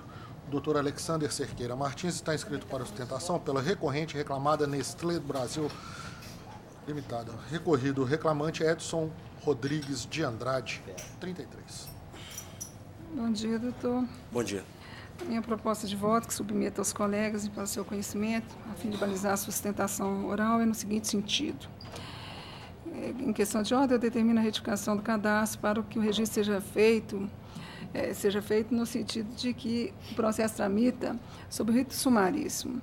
Eu conheço o recurso interposto pela reclamada, apresento os pressupostos objetivos e nego o provimento adotando os fundamentos da sentença e mais alguns que eu acrescento no voto. O senhor tem a palavra. Excelentíssima embargadora presidente, pessoa na qual cumprimento os demais embargadores, demais componentes da turma, serventuários, colegas de trabalho, representantes do Ministério Público. Senhora presidente, em que pese a proposta de voto, a matéria aqui ela é de direito, ela é muito simples, já é conhecida. A reclamada embasa até seu apelo, anexa junto a seu apelo uma decisão da terceira turma, de relatoria da doutora desembargadora Emília Facchini, justamente no sentido contrário da proposta de voto, isto é, no sentido de negar provimento à pretensão autoral. Aqui a questão é única e exclusivamente sobre o reclamante, ele pleiteia o restabelecimento do auxílio alimentação que foi cortado pela empresa em razão da sua aposentadoria por invalidez. A nossa tese recursal, senhora presidente, tem 3 pilares. O primeiro deles não existe norma legal ou convencional prevendo o pagamento da ajuda à alimentação aos empregados aposentados. Esse é o primeiro aspecto. Segundo aspecto, e aí a gente ousa propor uma certa reflexão da outra turma, senhora presidente, no sentido de que, neste caso especificamente, o reclamante ele ficou afastado por auxílio-doença, por liberalidade e norma interna da empresa, ela estende esse benefício de ajuda à alimentação aos empregados que estão em gozo de auxílio-doença. Quando há o afastamento do empregado por auxílio-doença, a empresa comunica esse empregado, isso está nos autos, de que a empresa, por liberalidade, vai manter uma série de benefícios, incluindo o auxílio-alimentação. Como foi cessado o auxílio-doença, a empresa fez o corte desse benefício. Eu questiono a Vossas Excelências se, acaso mantida a proposta da ilustre relatora e acaso mantida a decisão de origem, se estamos tratando institutos diferentes de maneira igual. Não se nega que o auxílio-doença e a aposentadoria por invalidez são hipóteses de suspensão do contrato, mas não podemos aqui tratá-los da mesma forma. Tanto são institutos diferentes que a legislação previdenciária prevê questões diferentes, traz diferenciações. E uma delas é a questão até do pagamento do cálculo da parcela. Então, o terceiro ponto que eu gostaria a título de reflexão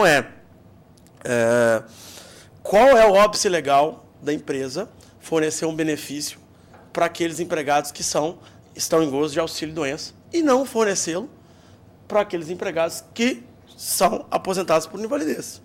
Se a própria legislação previdenciária trata diferente essas duas questões, inclusive para cálculo. Então, essa é a questão. Primeira, não existe norma legal ou convencional prevendo o pagamento da parcela auxílio alimentação aos empregados que estão aposentados. Esse é o ponto. Então, houve a aposentadoria por invalidez do empregado. Qual que é a obrigação legal ou convencional da empregadora em manter esse benefício? E segundo, esse benefício só foi cortado porque a empresa, no seu regulamento, previu o pagamento apenas e tão somente para a hipótese de auxílio-doença. Cessou o auxílio-doença, cessou-se aquela condição, cessou-se o pagamento. Então, é isso, senhora presidente. Gostaria de ponderar, já entendendo que existe, sim, entendimento em sentido contrário, mas a pretensão recursal patronal também está embasada em outros arestos no sentido contrário. Então, é isso que gostaria de expor, senhora presidente. Muito bem, matéria conhecida. Eu estou apenas confirmando a primeira instância.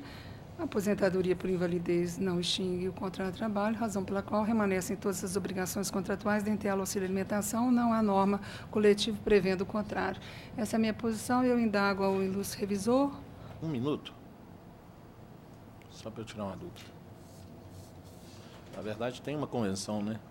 Que fala dos empregados. Né? Fala empregados, Por isso eu estou acompanhando, que o contrato está suspenso. Os benefícios, isso é falado aqui. Desembargadora Maria Laura. É uma questão interessante mesmo, porque realmente a sustentação da tribuna foi perfeita. Mas como eu acho que uma forma, a rigor, está suspenso o contrato. Agora, uma forma ideal para se resolver isso é constar isso expressamente em norma coletiva. O que deveria ser, porque, na verdade, essa suspensão acaba sendo permanente. Depois que terminou a reversão do auxílio invalidez, nunca fica definitiva a aposentadoria, não fica definitiva na lei e no papel, mas na realidade fica. Dificilmente eu vejo voltar alguém, quando acabar com aquele prazo de 5 anos, para tornar definitiva a aposentadoria. Então, realmente, acho que a solução para a empresa vai ser tentar colocar isso expresso na norma, que no caso de aposentadoria por invalidez, depois de algum tempo, né, será cortado. Talvez prever. Acompanhando por isso. Talvez prever só a concessão em trabalho efetivo, porque suspensão por suspensão, o auxílio-doença também e os SOS deferem. Então, é questão de escolhe um tipo de suspensão e não escolhe para outra, foi por essa razão, e não havendo uma previsão específica que nós votamos nesse sentido. Doutor, muito obrigado, um bom dia ao senhor. Agradeço, bom dia, bom trabalho. Proclamada a unanimidade, nós temos o voto da relatora. Bom dia. A próxima sala? Só uma situação aqui, ó. Nós temos 2 advogados só para assistir resultado de embargos. Eles vão aguardar todos? Dos embargos? Sim, a gente não está na sala dos embargos. Eles não participam nem com sustentação. Doutor Paulo. Passamos à sala da relatoria do excelentíssimo desembargador, doutor Paulo Maurício Ribeiro Pires. O primeiro processo é o número 1 da pauta, RO 10.067-82. Muito bem. Doutor Ricardo Eugênio da Cruz Vitorino está inscrito para sustentação pelas recorridas reclamantes Letícia Teixeira Alves e Stephanie Sara Bento. Recorrente reclamada, Caixa Econômica Federal. Com a palavra o desembargador relator. Eu estou adequando o posicionamento diante do incidente de uniformização, mantenho, nego provimento ao recurso da reclamada e mantenho o valor habitual da condenação, ainda compatível. Favorável? Eu vou aguardar a eventual divergência. Aguardo em caso de divergência, eu resguardo a sustentação, se tal houver. Acompanhe. Doutora Thaisa é a terceira. Doutora Maria Laura, desembargadora revisora. É aquele caso do concurso, né? É, do concurso. Está retratando. Estou de acordo. Então, proclamada a unanimidade, nós temos o voto da relatora. Do relator, perdão. Obrigado. Bom dia.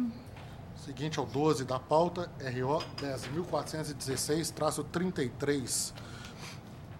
Doutor Orlando José de Almeida está inscrito para sustentação pela recorrida reclamada Natura Cosméticos S.A. Recorrente reclamante Simone Arantes de Castro Menezes. 12. Com a palavra o relator. Conheço o recurso e nego provimento. O senhor está pelo recorrido? É, pela Natura, recorrida. Recorrida? Então, quer que resguarde, em caso de divergência? Sim. Segundo votante, revisora doutora Thaisa. Não, doutora Maria Laura. Qual que é o número, Gui? RO 10.416, 12 da pauta. Recebi o memorial. Acuso que recebi o memorial. É um processo da Natura, né? É o da Natura? É. Estou acompanhando. Terceiro votante, doutora Thaisa.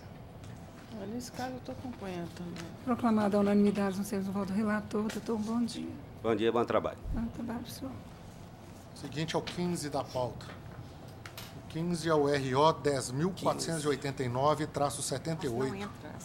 Doutor Hélio Alessandro Ribeiro está inscrito para sustentação pelo recorrido reclamado Abrigo Lar Renascer. A recorrente reclamante é Graceli Patrícia Araújo. 15 da pauta. Desembargador relator, com a Conheço do palavra. recurso do autor e nego provimento. Resguardo. No caso de divergência, o voto foi negativo de provimento. Desembargadora Maria Laura, revisora. Não estou conseguindo abrir a sala dele, presidente. Não? Na tela. 15. Então é porque eu estou de acordo. Doutora Thaisa, terceira votante. Estou de acordo. Fica proclamada a unanimidade nos termos do voto da relatora. Doutor, um bom dia. Obrigado. Próximo. 51 da pauta. É o RO 11.518-96, 51. O doutor Evandro Brás de Araújo Júnior está inscrito para sustentação pela recorrente reclamante Sônia Dilana. Outra recorrente é a reclamada Caixa Econômica Federal, recorridos os mesmos. 51. Última folha. O doutor está por quem, perdão? Estou pela reclamante, excelência. Tá bom, bom dia ao senhor, tudo bom, né? Vamos ao digníssimo relator com a palavra. Conheço o recurso ordinário das partes e nego o desprovimento. É recorrente reclamante. Eu tenho a palavra. Esse é qual o número? 11.518? É. Sim, senhora. Última folha. Serviço senhor desembargador presidente secretária da turma, demais membros que compõem, doutor representante do Ministério Público, senhor secretário, demais presentes. Excelência, trata-se aqui de ação em que se pleiteia horas extras em dois aspectos. A questão do intervalo da mulher, que já está pacificada, inclusive, nessa própria Egreja Corte, na súmula 39, né, a qual a reclamante obteve sucesso em primeira instância e, na proposta de voto do eminente relator, está se mantendo esta questão, negando provimento ao recurso da reclamada. O outro tópico, excelência, seria a questão do intervalo de 10 minutos a cada 50 trabalhados para, no caso, a reclamante, que é Caixa Bancária. Bem, excelência, o tema aqui tratado foge daquilo que é corriqueiro nessa casa. Por que foge do que é corriqueiro dessa casa, excelência? Porque o que é corriqueiro aqui é se há ou não trabalho ininterrupto, né, para saber se configura ou não, né, ininterrupto de digitação, perdão, né, de inserção de dados, né, para saber se há o direito ou não aos 10 minutos, né, da digitação e etc. Mas nesse caso em específico, excelência, caso em que se trata de ações contra a Caixa Econômica Federal, isso pouco importa. Pouco importa isso. Não precisa de ser feita nenhuma prova nesse sentido, nos casos envolvendo a Caixa Econômica Federal. Por quê? Porque a Caixa Econômica Federal assinou, junto ao Ministério Público do Trabalho, um TAC, termo de ajustamento de conduta, onde está expresso no TAC a obrigação da Caixa de conceder os 10 minutos a cada 50 trabalhados a todos os caixas e digitadores. Está expresso isso no TAC. Esse TAC foi assinado há algum tempo, como dito pelo próprio, como dito na própria respeitada sentença, a COR. Porém, excelência, não houve revogação desse TAC, não houve rescisão desse TAC e nem houve prova por parte da reclamada da modificação das condições de trabalho necessárias para que houvesse qualquer tipo de mudança. Então, excelência, não estamos diante aqui daquela situação corriqueira. O TAC existe, a reclamada foi intimada a juntar e não juntou. Quem juntou foi a reclamante, ela teve vista, a reclamada do TAC, e ela não se manifestou. Em momento algum ela se manifestou, seja em contestação, seja depois que foi dado vista do TAC, em momento algum ela se manifestou no sentido que esse TAC estava revogado, estava rescindido, ou seja, que ele não teria validade. Em momento algum a reclamada falou isso. Então, está convalidado a obrigação dela constante no TAC. Por quê? Porque em momento algum ela nega a sua existência, em momento algum ela manifesta no sentido de que esse TAC não está, né, em pleno vigor em termos de suas obrigações. Em momento algum ela fala isso. O TAC ele foi juntado, excelência, no processo, no ID E7BD 79F e volto a falar, né, que é expresso no sentido de, abre aspas, estabelecer para os empregados digitadores e caixas pausa de 10 minutos a cada 50 trabalhados, não computado nessas pausas o intervalo destinado à alimentação já previsto na legislação consolidada. Então, nós temos aqui, Excelência, uma obrigação da Caixa Federal, frente ao Ministério Público do Trabalho, assinado já há algum tempo, que não foi revogado nem rescindido, e que a própria reclamada, em momento algum, fala isso, inclusive. Então, não estamos aqui diante de uma situação comum e corriqueira. A situação aqui, ela é sui generis, e devido a essa obrigação, oriunda de um TAC assinado, eu peço para que seja revisto o entendimento do outro relator, para que dê provimento ao recurso da reclamante, no sentido de conceder essa pausa, esse intervalo dos 10 minutos a cada 50 trabalhados.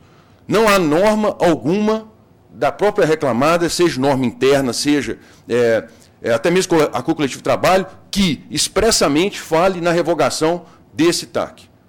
Portanto, ele tem plena validade, data máxima vênia. Então, peço vênia ao eminente relator e rogo para que os demais votem no sentido de dar provimento ao recurso da reclamante, Excelência, nesses termos, esperando que se faça a costumeira justiça. Muito obrigado. Desembargador Paulo. Mantendo a proposta. Mantém a proposta. Desembargadora Maria Laura. Eu também acompanho o relator, porque, na verdade, não, o cargo dele não se equipara ao digitador, não. Eu acompanho, mesmo com o TAC, independente do TAC. Terceira votante, desembargadora Thaís. Acompanho o relator. Fica proclamada a unanimidade nos termos do voto. Obrigado, Excelência, pela atenção. Bom dia, senhor. O seguinte é o 55 da pauta. RO 11.696-91, recorrente Allen de Oliveira Garcia, recorrido Caixa Econômica Federal. A doutora Daniela Rodrigues Botim está inscrita para sustentação pelo recorrente reclamante. 55. Só um instantinho, doutor Paulo. Muito bem, bom dia.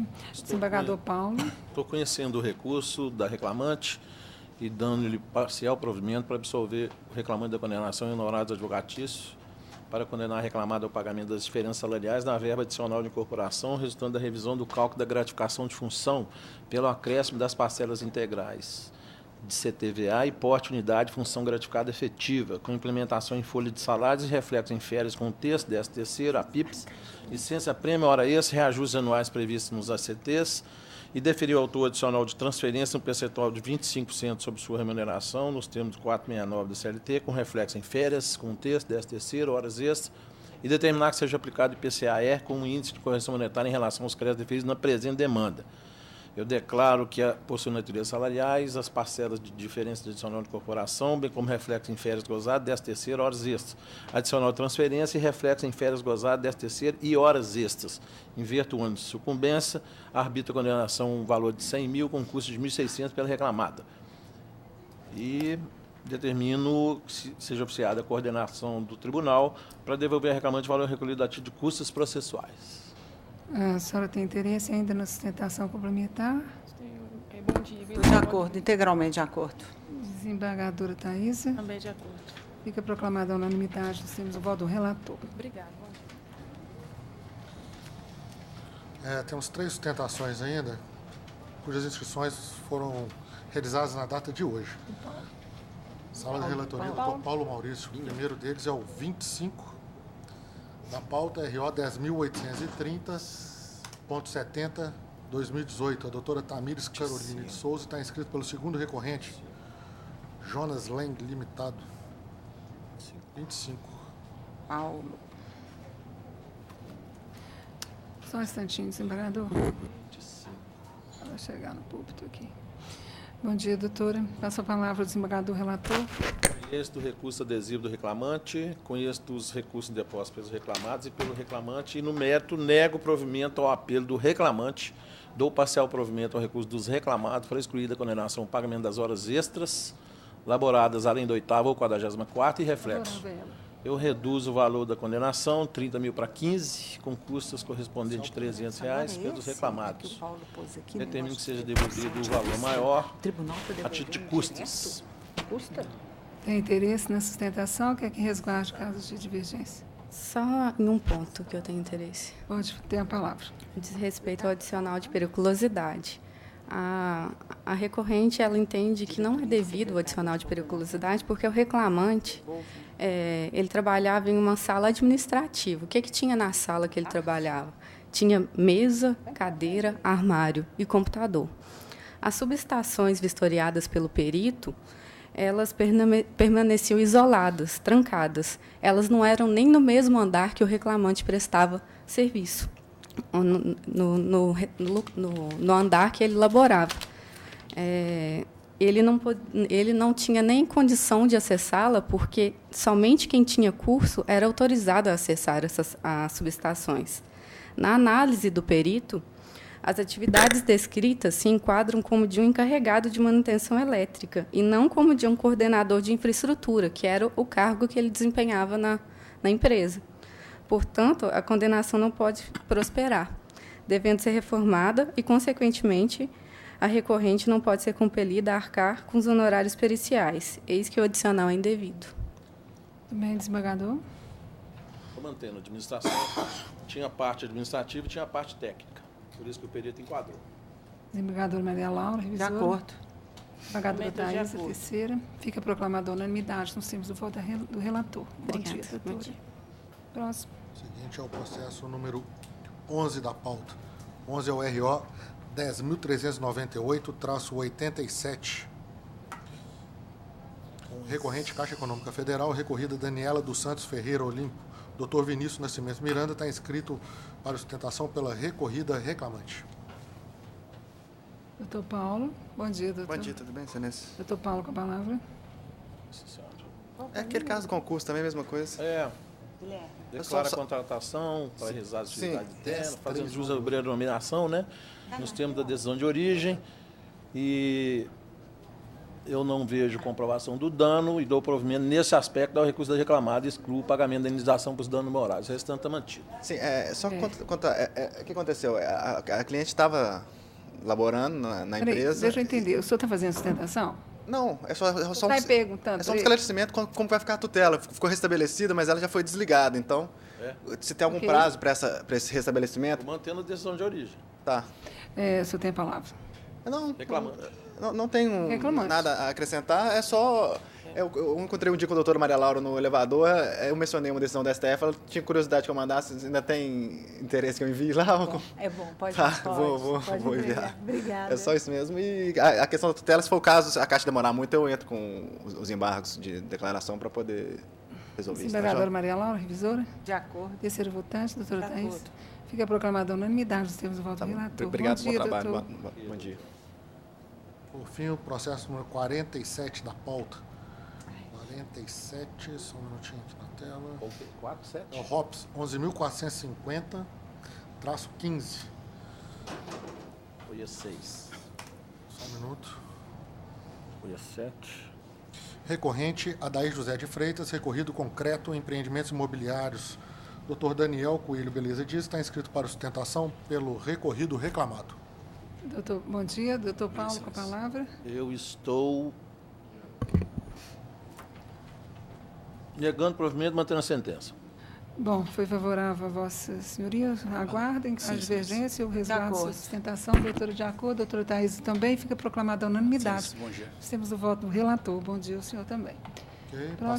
Passamos à sala da relatoria do excelentíssimo juiz, doutor Antônio Neves de Freitas. O primeiro processo é o número 6 da pauta. RO 10.120-69. 10.120. Dr. Carlos Renan Machado está inscrito para sustentação pela recorrida reclamada MRV, Engenharia e Participações S.A. Recorrente, reclamante Leonardo de Assis Borges. 6. Bom dia, doutor. Doutor Paulo, doutor Antônio Neves, por favor. Eu estou conhecendo o recurso ordinário, interposto. No mérito, eu dou provimento para afastar a prescrição bienal, determinando o retorno dos autos à origem para que seja proferida nova sentença de mérito. ficando bem. prejudicado o exame dos demais pleitos do autor.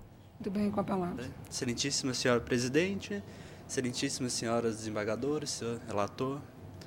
Excelências, com todo respeito, a reclamada ela não pode concordar com o presente julgamento proposto pelo excelentíssimo senhor relator.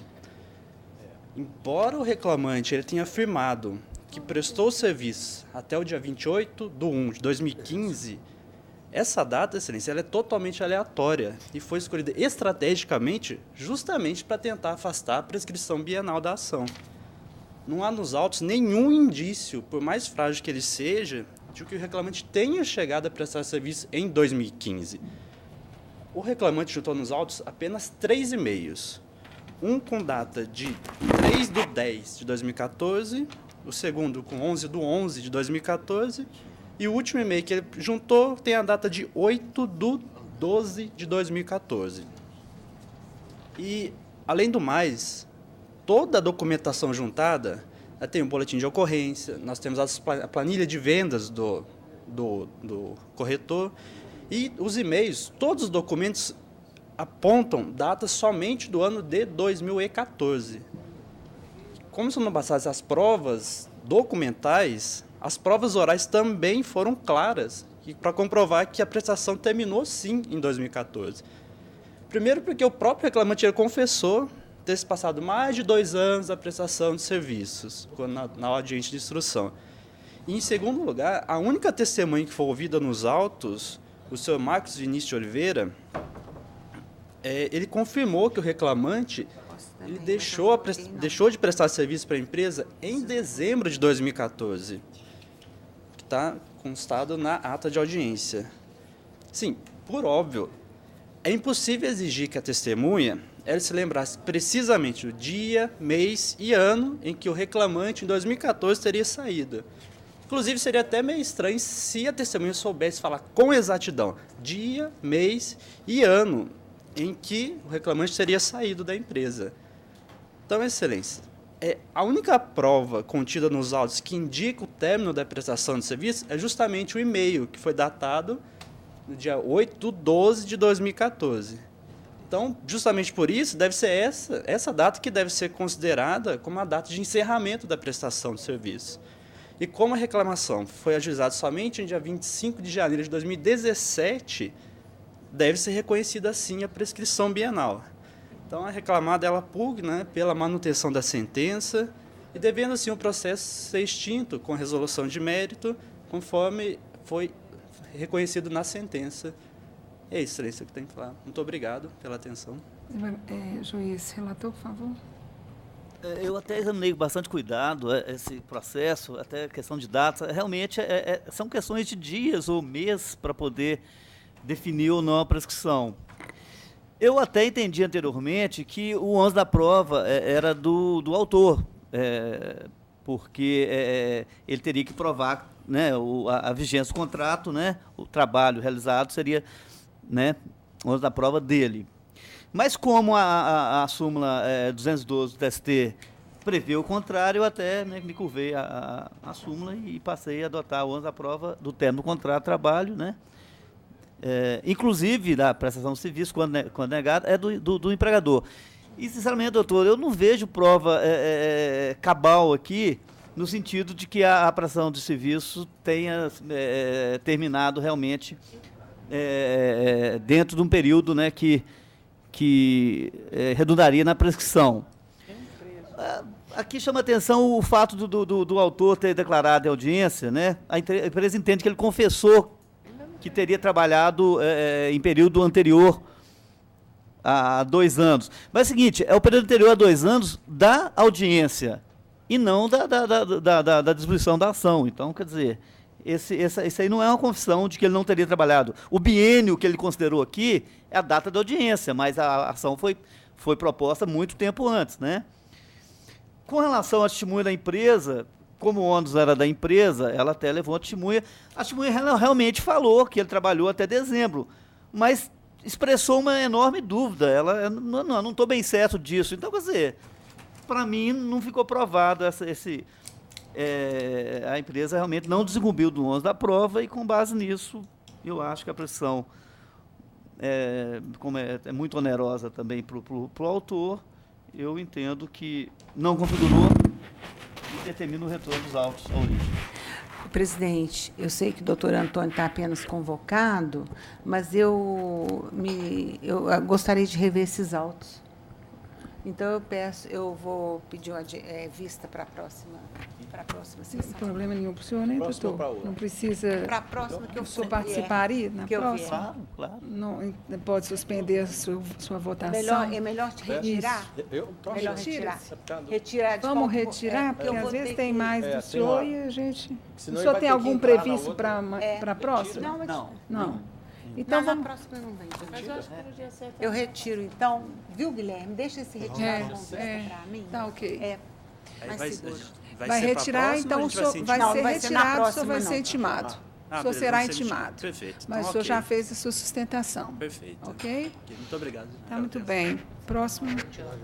Retirado. Esqueci que eu não venho na próxima. Mas bom que você vem vai fazer uma prova negativa. Bom que você vem cá, mas... Não prestou mais serviço. Próximo. Seguinte é o 11 da pauta. 11 é o RO 10.509-60. Dr. Cristiano Augusto Teixeira Carneiro está inscrito para sustentação pela recorrida reclamada Geosol Geologia e Sondagens S.A. Recorrente reclamante é o Sindicato dos Trabalhadores na Indústria de Extração, Minério e Pesquisa de Itabira e região. Bom dia, desembargador, juiz Antônio Neves, por favor. Estou guardando entrar na tela aqui. Pois não. Maria de Fátima? É Maria de Sindicato Fátima? dos Trabalhadores. Sindicato número? 10.509. Que número? 11. Meu 11 é um ROPS. Não, esse mesmo. Do esse sindicato mesmo. é esse, né? Esse mesmo. 11 doutor. Esse mesmo. Boba. Não. Estou na sala errada. 10.509. Estou na sala errada. Conhece NECA. Fui olhar uma na minha. Conhece NECA. Pegou, tá na tela, doutor? Tá. Pode falar. No caso, eu estou conhecendo o recurso ordinário interposto pelo reclamante e no mérito negando provimento. O senhor está como recorrido. Só se houver Doutor, de acordo. Doutor, à unanimidade. Obrigado, excelência. Relator. Bom trabalho. Bom dia para o senhor. Próximo. Portanto, encerramos a sustentação oral na relatoria doutor Antônio Neves de Freitas. Aí temos aquelas duas Ministério Público. Dentro do Ministério Público e embaixo. Vamos para o Ministério Público. Ok. Ministério Público tem sustentação? MP. Só um minutinho. Sala Abre a do sala do Ministério Ministério. Sala do Ministério Público do Trabalho. MP. Ministério. O processo número 2 da pauta. É seu, né, bem? É seu. O AP 11.700-56, agravante Baby Beef, agravado Ministério Público do Trabalho. Relatora, excelentíssima desembargadora, doutora Maria Laura Franco Lima de Faria. Inscrito para sustentação, a doutora Júnia Castelar Savageto, pelo Ministério Público. Ué, mas ele não está na minha sala. Está na sala do Ministério Público. Está na sala do Ministério Público, mas eu Está fui. na sala do Ministério Público. Eu fui. Não abriu o processo? É uma gravação antiga. Tá lá, só tem uma. Bom, tem dois. O meu só abre um resultado. Desembargadora Maria Laura, já fiz. Desembargadora Maria Laura, com a palavra. Eu estou acolhendo a preliminar arguida pelo Ministério Público e não conhecendo do AP por incabível. Doutora Júnia? Senhora presidente, nesse sentido mesmo, pedido do Ministério Público, eu espero que o voto seja acompanhado pelos demais jogadores. Desembargadora Thaís? Doutor Antônio Neves, eu acho que eu não julgo. Não é meu nada disso. É daqui. Aqui consta como uma Rosinelli. É o da Maria Laura? Está aberto? Não, da Maria Laura eu estou de acordo. Do sistema. O meu não está abrindo, mas eu voto. Né? A doutora fez, agora é a senhora. Já votou. Já votei, estou de acordo. Não abre, mas parece que eu não tenho divergência. Não, aqui não tem registro, não. Ok. Então, de acordo. De acordo e, portanto, proclamada a unanimidade no senso do voto da relatora. Próximo. Ok. Então, encerrado o Ministério Público. Encerrado o Ministério Público, temos da Rosa Antônio Neves. 2 advogados inscritos para assistir o resultado em embargo de declaração. É um ED. Agora ED? Esse ED aqui. ED da desembargadora Maria Laura? Ao contrário, Turilessa. Não, doutor Antônio, eu relator. ED de quem? Embaixo de declaração, a sala da excelentíssima desembargadora, doutora Maria Laura Franco Lima de Faria, a sala de 9h31. Mas espera aí, o ED não vai julgar, não? Esse é o ED. É do doutor Antônio Neves, que ele relatou? Nós temos 2 advogados para assistir? Esse? Não, embaixo de declaração. Esse da senhora. Pois é. Da sua sala. Esse ED do Ministério Público, da sala do Ministério Público, que o doutor Antônio é relator. Julgar de uma vez, né? A senhora quer julgá-lo de uma vez. É porque já está nela, né? Só tem mais um. Pois não, doutora. Eu não tenho. E o doutor Antônio é convocado? Meu saiu de pauta. Eu não tenho ele aqui. É um ED. Ok. Conheceu e... O meu não consta isso. Ele está na sala aqui? Do Ministério. É o número 1. E10320-75, embargante Ministério Público do Trabalho. Parte contrária é Turilessa. Eu não tenho ele aqui, doutor Antônio Neves, por favor. Eu conheço os embaixos da declaração, oposto pelo autor, no mérito, nego de provimento. De acordo. Terceiro votante. Thaísa. Sou eu, né? Quem é? Eu nem sei. Sou eu, não? Antônio Neves, normalmente eu não voto, não. Antônio Neves é o gabinete da Rose. Eu não voto no gabinete da Rose. Paulo, a doutora é a terceira. A doutora Maria Laura é a terceira. O senhor está de acordo? Então, proclamada a unanimidade. Nós temos o voto do relator. Ok, encerramos então a sala do Ministério Público. Agora, qual 2 advogados para assistir ao resultado. O primeiro é no processo embargos, sala de embargos de declaração, doutora Maria Laura. Eu? Sim. 9h31. 9h31. 9h31? Tá. É o RO 11.427-10, é o 4 da pauta. O doutor Arthur Franco Carvalho está presente. Só para assistir. 11.427. Com a palavra.